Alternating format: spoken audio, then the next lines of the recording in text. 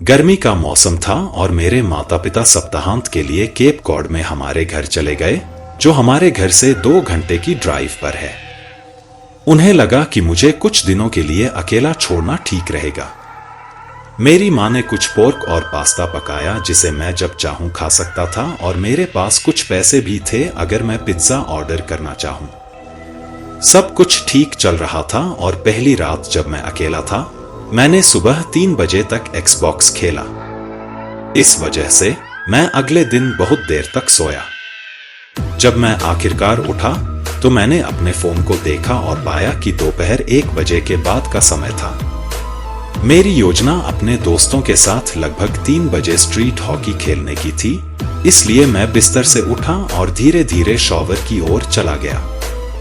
मुझे लंबे समय तक नहाना पसंद है और जब मेरे माता पिता बाहर जाते हैं तो मैं बहुत मजा करता हूँ। एक बार मैं लगभग 45 मिनट तक शॉवर में था और अपने फोन का उपयोग करके रेडिट और ट्विटर पर मजेदार चीजें देख रहा था। अचानक मैंने पीछे के दरवाजे के खुलने की तेज आवाज सुनी। बाथरूम सीढ़ियों के ठीक सामने है और दरवाजा खुलने और बंद होने पर बहुत तेज चरमराहट की आवाज करता है। सामने के दरवाजे ने भी ऐसा ही किया। मैं वाकई हैरान था क्योंकि मुझे लगा कि मैं घर पर अकेला हूं।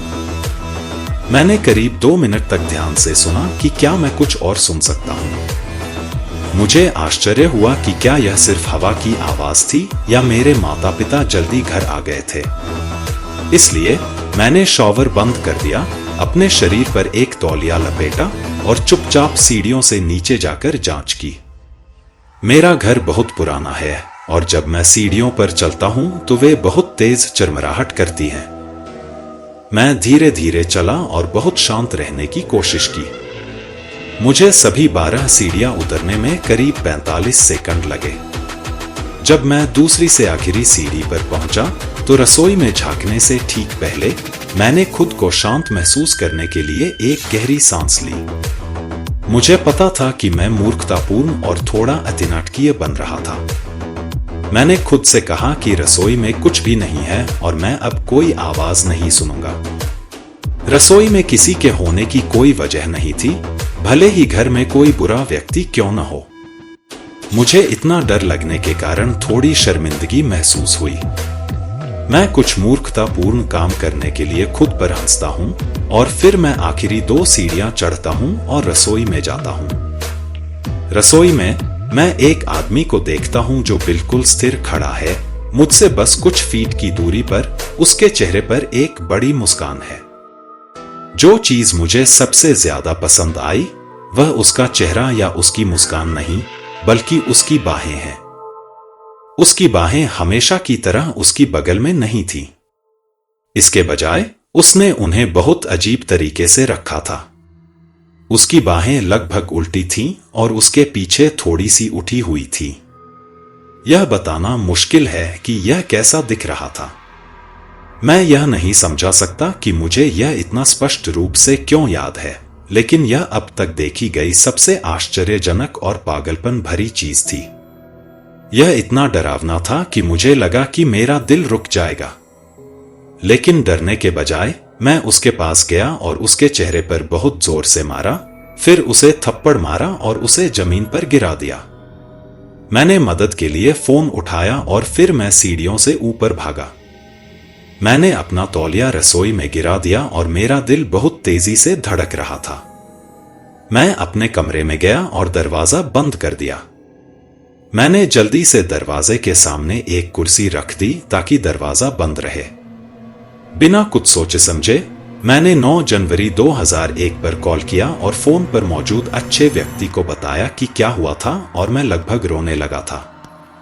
मैं अपने बेडरूम के फर्श पर बैठा था, मुड़ा हुआ और दरवाजे की तरफ देख रहा था, उम्मीद कर रहा था कि कोई पुलिस अधिकारी जल्दी ही आ जाएगा। फिर मैंने देखा कि दरवाजे के नीचे से आने वाली रोशनी गायब हो गई थी। डरावना आदमी अब ठीक बाहर था। मैं इतना डर गया था कि मैं हिल नहीं सकता था और मैंने दरवाजे के नीचे की परछाई को आकार बदलते देखा। मैं चुपचाप बैठा था, दरवाजे के छेद को देख रहा था और उम्मीद कर रहा था कि वह आदमी थोड़ी देर के लिए चला जाएगा। फोन पर मौजूद व्यक्ति पूछ रहा था, हेलो, क्या आप वहां हैं? लेकिन मैं जवाब देने से बहुत डर रहा था। अगर मैं बात करना भी चाहता तो मुझे ऐसा लग रहा था कि मैं फोन उठाने के लिए अपनी बाहें नहीं हिला सकता। आखिरकार लाइटें फिर से चालू हो गईं और मैंने हॉल में किसी के चलने की आवाज सुनी। उनके कदम शांत थे और लकड़ी के फर्श पर एक हल्की आवाज कर रहे थे। मैं बहुत शांत बैठा रहा और कुछ देर तक कुछ नहीं बोल सका। फिर मैंने सामने के दरवाजे पर एक तेज आवाज सुनी और 2 पुलिस अधिकारी मेरे घर में आ गए। मुझे आखिरकार वाकई सुरक्षित महसूस हुआ और जब मैंने दरवाजा खोला और अपने माँ बाप को देखा तो मैं लगभग रोने लगी क्योंकि मैं बहुत खुश थी। अब मेरे माता पिता मुझे घर पर अकेला नहीं छोड़ते, जो बहुत बढ़िया है। सोने से पहले मैं सुनिश्चित करती हूं कि सभी ताले कसकर बंद हों। कभी कभी मुझे अभी भी बुरे सपने आते हैं और जब मैं किसी को स्थिर खड़ा देखती हूं तो मेरा दिल तेजी से धड़कने लगता है, लेकिन मैं ठीक हूं। भले ही पुलिस ने स्केच आर्टिस्ट से बात करके और अलग अलग लोगों की तस्वीरें दिखाकर मेरे घर में घुसने वाले व्यक्ति को ढूंढने की कोशिश की, लेकिन वे अभी भी उसे नहीं ढूंढ पाए हैं। जब भी मैं बाहर देखती हूं तो मुझे डर लगता है क्योंकि मुझे लगता है कि शायद वह वहां होगा, स्ट्रीट लाइट के पास खड़ा होकर मुस्कुरा रहा होगा। मुझे नहीं पता कि वह क्या चाहता था या वह कौन था, और शायद यह बेहतर है। मेरे साथ कुछ ऐसे डरावने पल भी आए हैं जब मेरे घर में ऐसे लोग आए जिन्हें मैं नहीं जानती थी। जब मैं बच्ची थी तो एक बूढ़ा आदमी रात में हमारे दरवाजे पर दस्तक देता था और मुझसे मिलना चाहता था, जिससे मुझे बहुत डर लगता था और मैं छिप जाती थी। एक बार ऐसा भी हुआ जब एक आदमी ने देर रात चाकू लेकर हमारे दरवाजे पर दस्तक दी क्योंकि उसे लगा कि वह गलत घर पर है। इन चीजों ने मुझे सामने के दरवाजे का जवाब देने या घर पर अकेले रहने के बारे में बहुत सावधान कर दिया, खासकर जब बाहर अंधेरा हो। लेकिन एक रात सबसे डरावनी थी। नवंबर 2018 में लगभग 6 बजे थे। चूंकि मैं इंग्लैंड में रहता हूं, इसलिए साल के उस समय बाहर पहले से ही अंधेरा था। मैं काम से घर आया और अपने कमरे में अपने लैपटॉप पर यूट्यूब देखने चला गया।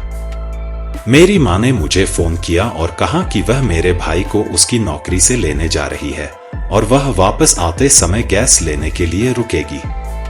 उसने पूछा कि क्या मैं उसके साथ जाना चाहता हूं। मैंने उसे मना कर दिया और अपना वीडियो बनाने में लग गया। मैंने उसे सामने का दरवाजा बंद करके गाड़ी चलाते हुए सुना। मैं 17 साल का था, इसलिए रात में घर पर अकेले रहना मुझे ज्यादा परेशान नहीं करता था, भले ही कभी कभी यह थोड़ा डरावना लगता था। लेकिन लगभग 10 मिनट के बाद मुझे नीचे से आवाजें आने लगीं। पहले तो मुझे लगा कि यह सिर्फ मेरी बिल्ली है जो खाना ढूंढ रही है, लेकिन फिर मुझे याद आया कि मेरी बिल्ली असल में मेरे बिस्तर के अंत में लेटी हुई थी। मैंने ध्यान से सुनने के लिए अपना वीडियो रोक दिया क्योंकि मैंने पीछे के दरवाजे पर धमाका सुना। पहले तो मुझे डर लगा, लेकिन फिर मैंने चाबियों की खनक सुनी। मैंने सोचा, ओह, मेरी मां ने काम पर जाने से पहले मेरे भाई को छोड़ दिया होगा और वह बस बाहर निकलने की कोशिश कर रहा है। इसलिए मैंने शोर को अनदेखा करने का फैसला किया और अपना वीडियो देखने लगा। कभी कभी वह बहुत गुस्सा हो जाता है, इसलिए तेज धमाका सुनना आश्चर्यजनक नहीं था। लेकिन इस बार यह बस चलता ही रहा। मैंने चाबियों की खड़कती, फिर गिरती और फिर से खड़कती आवाज सुनी। इससे मुझे डर लगा। मुझे नहीं लगता कि यह आवाज उसने की है, इसलिए मैं चुपचाप अपने कमरे से बाहर चला गया और ध्यान से सुनने के लिए सीढ़ियों पर बैठ गया। यह बिल्कुल भी उसकी आवाज नहीं थी। मैं एक ऐसा व्यक्ति हूं जो बहुत घबरा जाता है और कभी कभी रात में जब मैं कोई आवाज सुनता हूं तो मुझे लगता है कि कुछ डरावना हो रहा है। यह उन समयों में से एक था। इसलिए मैंने गहरी सांस ली और यह देखने के लिए रसोई में गया कि शोर कौन कर रहा है। हमारा रसोई का दरवाजा सीधे बगीचे की ओर खुलता है। एक दिन जब मैं रसोई में गया तो मैंने एक तेज आवाज और कुछ तेज कदमों की आवाज सुनी। बिल्ली के लिए छोटा दरवाजा टूटा हुआ था और प्लास्टिक के टुकड़े जगह जगह बिखरे हुए थे। मुझे डर लगा, लेकिन मैंने खुद को समझाने की कोशिश की कि शायद लोग अंदर घुसने की कोशिश नहीं कर रहे थे। मैं सीढ़ियों पर वापस बैठ गया और अपनी मां को फिर से फोन किया ताकि यह सुनिश्चित हो सके कि मेरा भाई जल्दी घर आ गया है और उसका मूड खराब है। लेकिन मेरे भाई ने कार से मेरी मां का फोन छीन लिया। क्या तुम घर आ गए हो? मैंने उसे घूरते हुए पूछा। मेरी आवाज डर से कांपने लगी। क्या तुम सच में घर आ गए हो? मैंने पूछा। नहीं। तुम क्या चाहते हो? उसने कहा। हालांकि उसने कहा कि वह ऐसा नहीं कर रहा था, मैंने मन ही मन विनती की कि वह मजाक कर रहा था, बस मुझे डराने के लिए। लेकिन उसने सुना कि मैं कितना डरा हुआ था और चिंता करने लगा। मैंने उसे बताया कि क्या हुआ और वह मुझ पर चिल्लाने लगा कि पुलिस को बुलाओ। वह कभी भी सुरक्षा करने वाला नहीं था, लेकिन अब मैं बता सकता था कि वह वास्तव में चिंतित था और उसने मेरी मां को तुरंत घर आने के लिए कहा। मैंने पुलिस को फोन किया और शांत रहने की पूरी कोशिश की। मैंने बताया कि क्या हो रहा था और अपने कमरे में वापस चला गया, दरवाजा कसकर बंद कर लिया। फिर मैंने लोगों को नीचे बात करते और दरवाजा पीटते सुना। वे वापस आ गए और मैं वास्तव में डर गया और फोन पर बात करते हुए रोने लगा। मैं तब तक लाइन पर रहा जब तक कि मेरी मां, भाई और पुलिस एक साथ नहीं आ गए। सभी लोग घर के पिछले दरवाजे की ओर भागे और हमने जल्दी से देखा कि क्या हुआ था। कुछ लोगों को रसोई में पिछले दरवाजे की चाबियां मिली, बाहर से झाड़ू लिया, दरवाजे के हैंडल पर उसे 2 हिस्सों में तोड़ दिया, झाड़ू को बिल्ली के दरवाजे से बाहर निकाला, चाबियां बगल में गिरा दी और उन्हें बिल्ली के दरवाजे से बाहर निकाल लिया। एक दिन जब उन्होंने गलती से झाड़ू को 2 टुकड़ों में तोड़ दिया तो उन्होंने दरवाजे का हैंडल भी तोड़ दिया। इसका मतलब था कि कोई भी बाहर से दरवाजा नहीं खोल सकता था। अगर वे अंदर जा सकते थे तो वे बिना पूछे अंदर आ जाते और मैं अपने कमरे में होती बिना कुछ जाने। बाद में मुझे पता चला कि वे कुछ समय से घर को देख रहे थे। मैं उस सटीक क्षण का इंतजार कर रही थी जब मैंने अपनी मां की कार को हमारे ड्राइववे से निकलते देखा। मुझे यकीन नहीं है कि उन्हें पता था कि मैं कार में अकेली थी, लेकिन जब उन्होंने मुझे पहली बार देखा तो वे डर गए और भाग गए। फिर उन्होंने वापस आने का फैसला किया। बहुत समय पहले मैं अपने प्रेमी के साथ रहती थी। एक रात वह अपने दोस्तों के साथ बाहर गया था और मैं घर पर अकेली थी। मैं टीवी देख रही थी और कुछ स्वादिष्ट खाना खा रही थी। मैंने कुछ बार कुछ अजीब आवाजें सुनी, लेकिन जब भी मैंने उन्हें ध्यान से सुनने की कोशिश की तो वे बंद हो गई। रात का समय था और मैं सोने से पहले कंप्यूटर का उपयोग करने के लिए ऊपर जाना चाहती थी। हमारे घर पर अभी तक कोई फोन नहीं था और मेरे फोन में पैसे खत्म हो गए थे, इसलिए मैं किसी को कॉल नहीं कर सकती थी। मैं घर पर अकेली थी और किसी से बात नहीं कर सकती थी।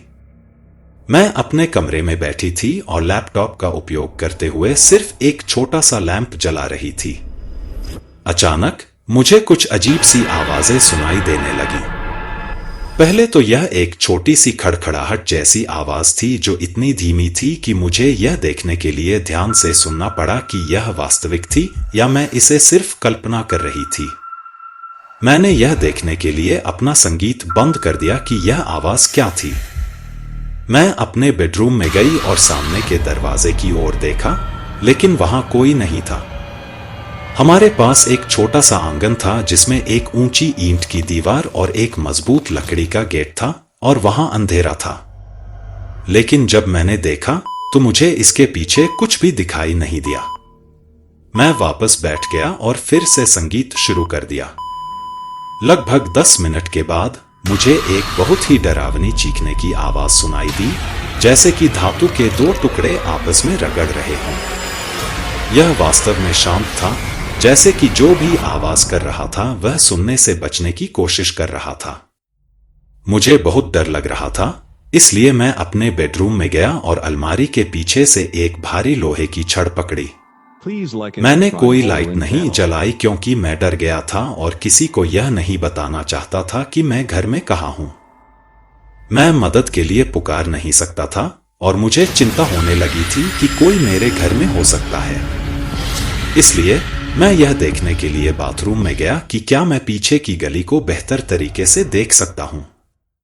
कार्यालय, बेडरूम और बाथरूम सभी यार्ड के चारों ओर एल अक्षर की तरह बने थे, जिसमें बाथरूम थोड़ा और बाहर निकला हुआ था।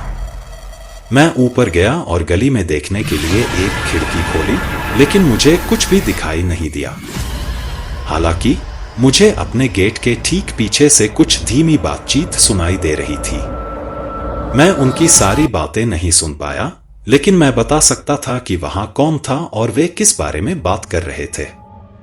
उन्होंने हमें आते देखा और पाया कि हमारे पास बहुत सारी अच्छी चीजें हैं, जैसे गिटार, कंप्यूटर, मेरा फैंसी कैमरा, एक टीवी और गेम कंसोल। मुझे लगा कि उन्हें एहसास हो गया है कि मैं घर पर अकेली हूं और वे मेरे सोने का इंतजार कर रहे थे ताकि वे चुपके से अंदर आ सके। मैं वहां बहुत देर तक बैठा रहा, डरता रहा, जब तक कि मैंने सबसे तेज आवाज नहीं सुनी। ऐसा लग रहा था कि वे चुपके से थक गए थे, इसलिए उनमें से एक या दोनों ने मेरे गेट पर बहुत जोर से मारना शुरू कर दिया, उसे तोड़ने की कोशिश कर रहे थे। मैं गेट को हिलते हुए देख सकता था और मैंने सोचा कि वे कितने मजबूत होंगे। मैं एक छोटी लड़की हूं, केवल 5 फीट 3 इंच लंबी, और उस समय मेरा वजन शायद लगभग 105 पाउंड था। जब मैंने देखा कि मेरा गेट मुड़ रहा है और तेज आवाज कर रहा है, तो मैं बहुत डर गया। मैंने एक मजबूत धातु की पट्टी पकड़ ली और छिपने के लिए एक अच्छी जगह के बारे में सोचने लगा। फिर मेरी आंखों में एक तेज रोशनी चमकी और मैं बहुत चिंतित हो गया। मुझे लगा कि लोग मुझे टॉर्च से ढूंढने की कोशिश कर रहे हैं, इसलिए मैं जल्दी से छिपने के लिए चला गया। मैंने कुछ जोर से भौंकने और लोगों के चिल्लाने की आवाज सुनी। मैंने फिर से बाहर देखा और देखा कि सड़क के उस पार के घर में एक तेज रोशनी जल रही थी। यह उनके यार्ड और गली को रोशन कर रही थी।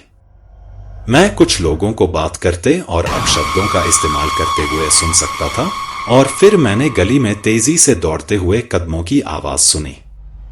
मैं पूरी रात अपने कमरे में रहा जब तक कि मेरा पुराना प्रेमी बहुत देर से और बहुत नशे में घर नहीं आया।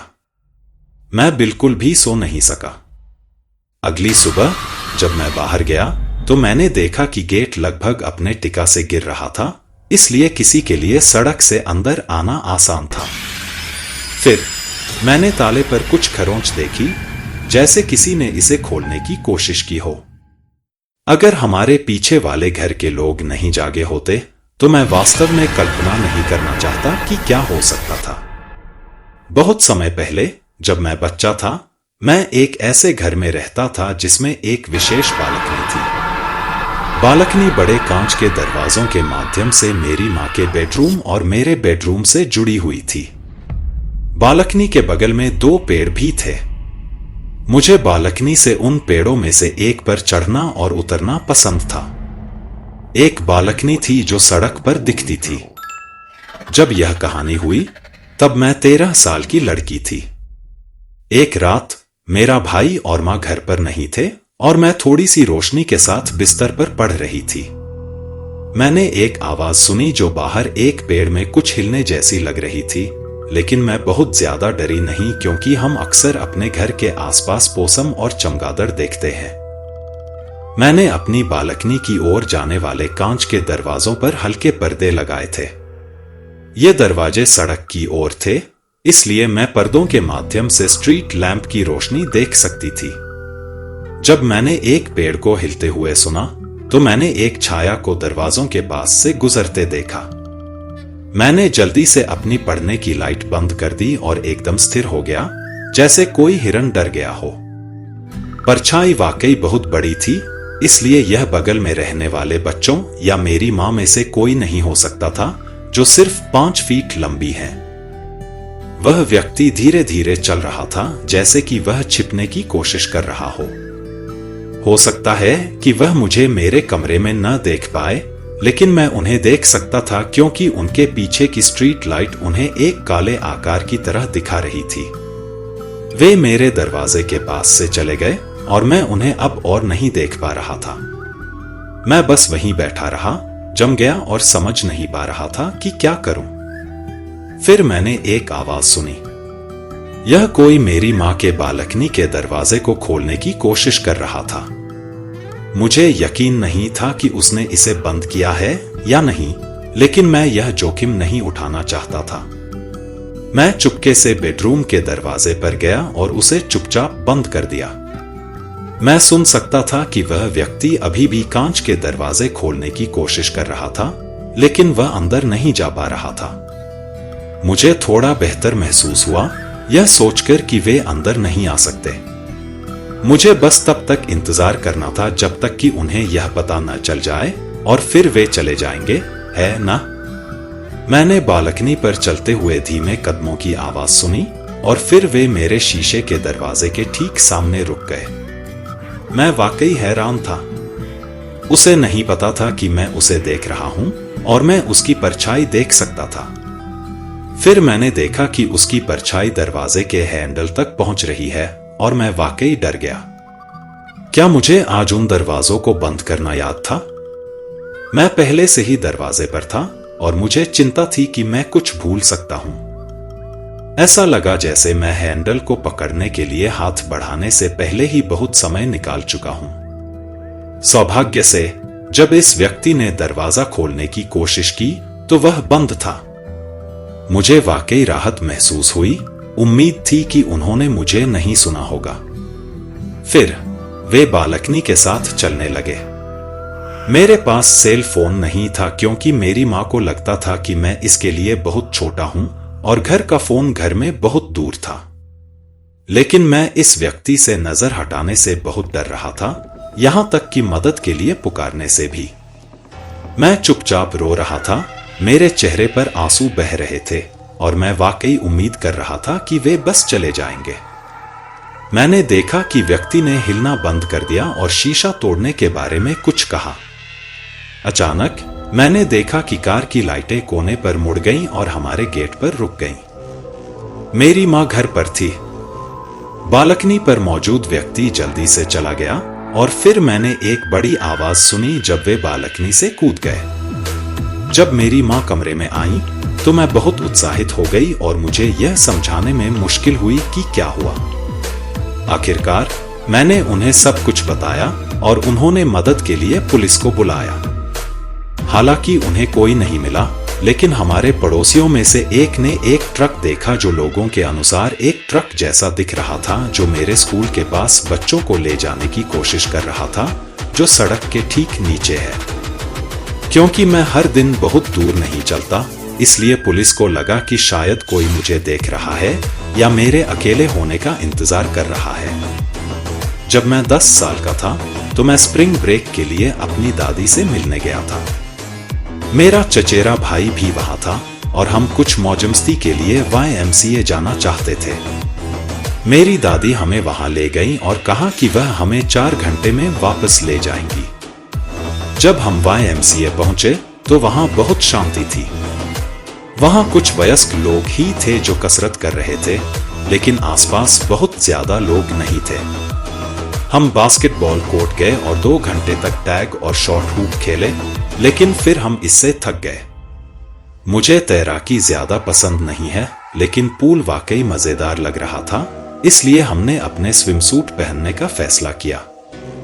मैंने अपना स्विमिंग सूट पहना और पूल में कूद गया।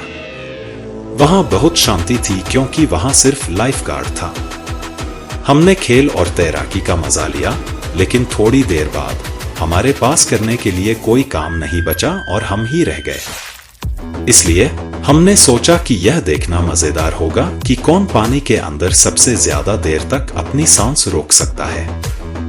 हम पूल के उथले हिस्से में खड़े हो गए जहां हम घड़ी देख सकते थे और अपना समय ले सकते थे। पानी के नीचे जाने के बजाय हमने बस अपना सिर पानी में डाल दिया। हमने ऐसा 2 बार किया और मैं आगे निकल गया। आखिरी राउंड में मुझे लगा कि कोई मेरे कंधे पर थपथपा रहा है। मुझे लगा कि यह मेरा चचेरा भाई कह रहा है कि मैं जीत गया, लेकिन असल में लाइफ गार्ड हमें रुकने के लिए कह रहा था या हमें पूल छोड़ना पड़ सकता है।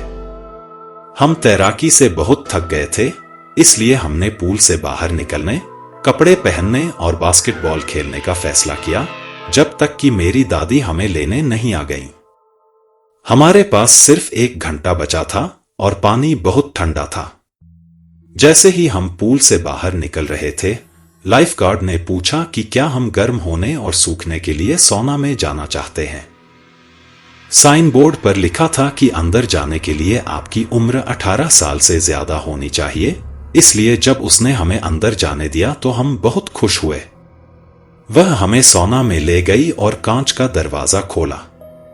अंदर सब कुछ लकड़ी से बना था और दरवाजे के ऊपर एक घड़ी लटकी हुई थी। घड़ी शायद लोगों को यह बताने में मदद करने के लिए थी कि वे वहां कितने समय से हैं, ताकि वे ज्यादा देर तक न रुकें। लाइफ गार्ड की कुर्सी सौना के पास थी, लेकिन अगर आप बाहर से देखें तो आप इसे अच्छी तरह से देख सकते थे। वह हमारे साथ अंदर आई और थर्मामीटर के पास गई, जो एक पारदर्शी प्लास्टिक केस में था। उसने इसे खोला ताकि वह इसे गर्म कर सके। मुझे लगा कि उसे हर बार ऐसा करना होगा, इसलिए मैंने इस बारे में ज्यादा नहीं सोचा। जब मेरी चचेरी बहन और मैं छोटी लड़कियां थीं, तो हम थर्मामीटर पर नंबर नहीं पढ़ पाते थे। मुझे पता था कि मेरी चचेरी बहन तापमान बढ़ा रही है, और फिर वह कमरे से बाहर चली गई और दरवाजा बंद कर दिया। मुझे लगा कि मैंने उसे ऐसा करते हुए देखा है, लेकिन मुझे आश्चर्य हुआ कि अगर हम बाहर जाना चाहते हैं तो वह दरवाजा क्यों बंद करेगी। मैंने समय देखा और सोचा कि हमें लगभग 10 या 15 मिनट में सौना छोड़ देना चाहिए। वहां पहले से ही बहुत गर्मी थी, लेकिन यह अच्छा लग रहा था क्योंकि मैं अभी भी पूल में तैरने से ठंडा था। लगभग 15 मिनट के बाद, हालांकि यह बहुत गर्म हो गया और मेरी चचेरी बहन ने कहा कि कपड़े पहनने का समय हो गया है।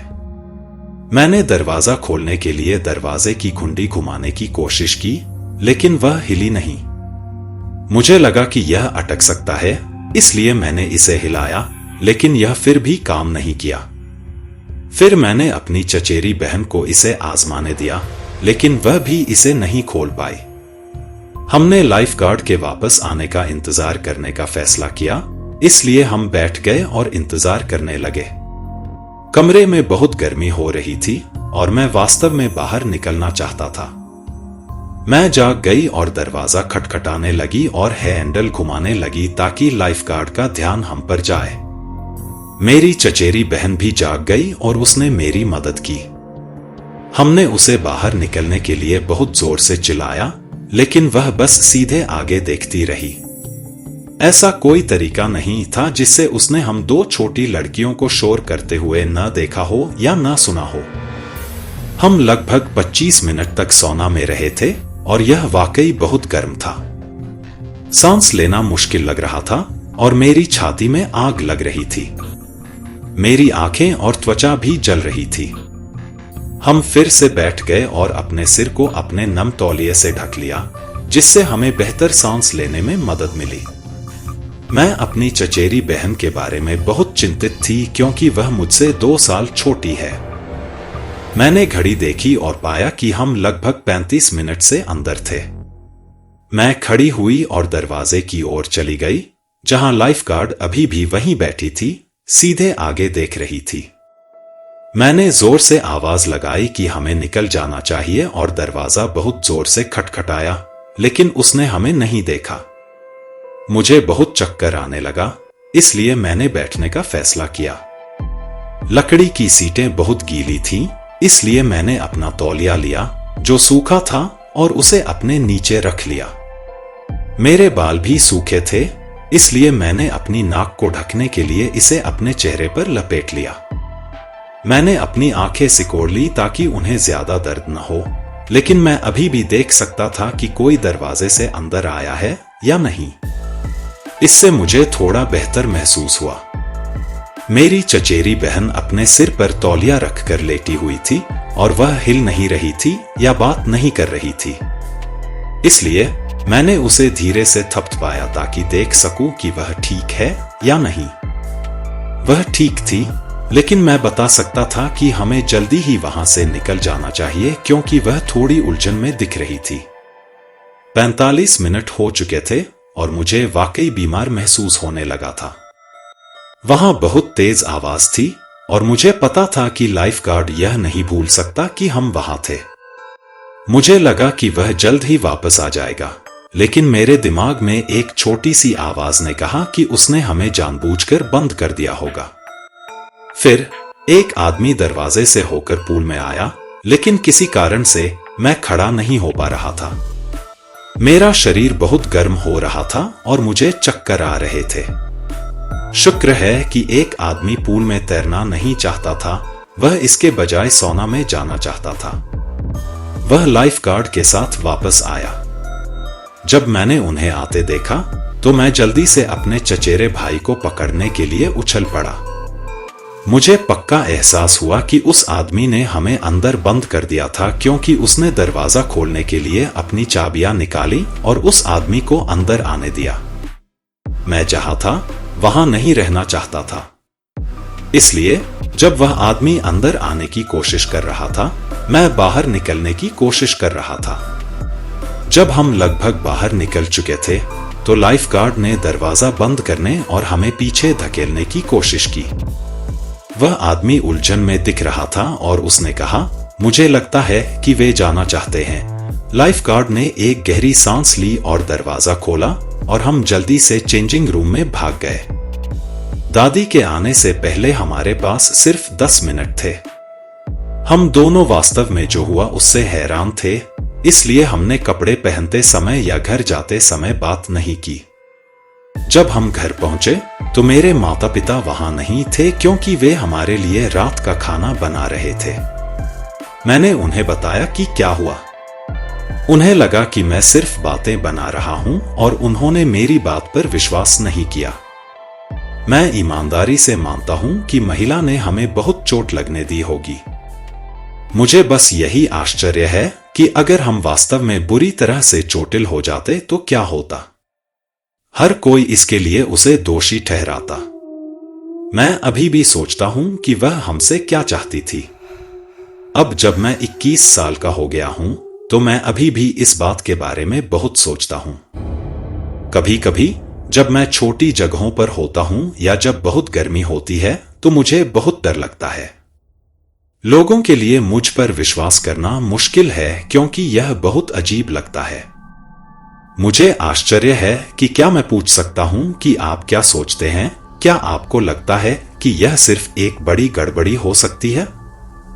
या क्या आपको लगता है कि वह वास्तव में हमें खतरे में डालना चाहता था? और यदि ऐसा है तो उसने ऐसा क्यों किया? मैं ग्रामीण इलाकों में एक शॉपिंग एरिया में काम करता था। वहां आने वाले अधिकांश लोग परिचित होते हैं, भले ही आप उन्हें वास्तव में ना जानते हो। कभी कभी दूसरे शहरों से लोग आते हैं, लेकिन स्थानीय लोगों को पहचानना आसान होता है। कई जगहों की तरह कुछ बेघर लोग भी हैं जो दुकानों के आसपास समय बिताते हैं और कभी कभी वे पैसे या भोजन मांगते हैं।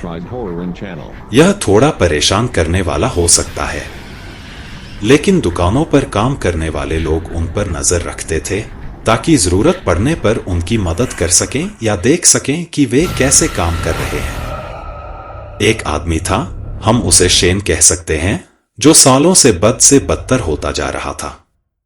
वह अपना ख्याल नहीं रखता था, उसका दिमाग ठीक नहीं चल रहा था और अक्सर वह बहुत ज्यादा शराब पीता था। शेन को बहुत सारे कपड़े पहनना पसंद था और उसकी पैंट बहुत बड़ी थी, जिससे उसके लिए चलना मुश्किल हो जाता था। कभी कभी वह कुछ दिनों के लिए चला जाता था और हम चिंता करने लगते थे और पूछते थे कि वह कहाँ है। लेकिन फिर थोड़ी देर बाद वह वापस आ जाता था और सब कुछ ठीक रहता था। जब भी हमें उसकी जरूरत होती थी, वह हमेशा हमारे आसपास होता था। मैं हमेशा उसकी मदद करना चाहता था, लेकिन मुझे नहीं पता था कि कैसे। एक दिन मैं अपनी नौकरी से बहुत दूर एक बड़े शहर में था। मैंने अचानक एक बहुत ही आकर्षक दिखने वाले आदमी को देखा जो बिल्कुल शेन जैसा दिखता था। पहले तो मुझे लगा कि मैं कुछ देख रहा हूं और मुझे यकीन नहीं था कि यह वाकई वही है।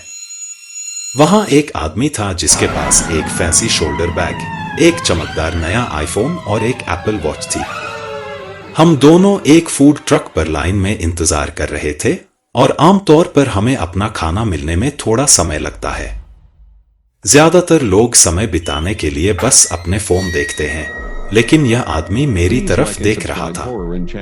मैंने उस तरफ न देखने की कोशिश की, लेकिन मैं चुपके से झांक कर देख सकता था कि क्या वह अभी भी वहां है। मैं यह भी जानना चाहता था कि क्या वह शेन जैसा दिखता है। जब मैंने आखिरकार उसकी तरफ देखा तो मुझे एहसास हुआ कि वह मेरे बहुत करीब था। उसकी आंखें बहुत गंभीर लग रही थी। वह झुक गया और फुसफुसाते हुए मुझसे कहा कि वह जानता है कि मैं कहाँ रहता हूं और मैं किस स्टोर पर काम करता हूं।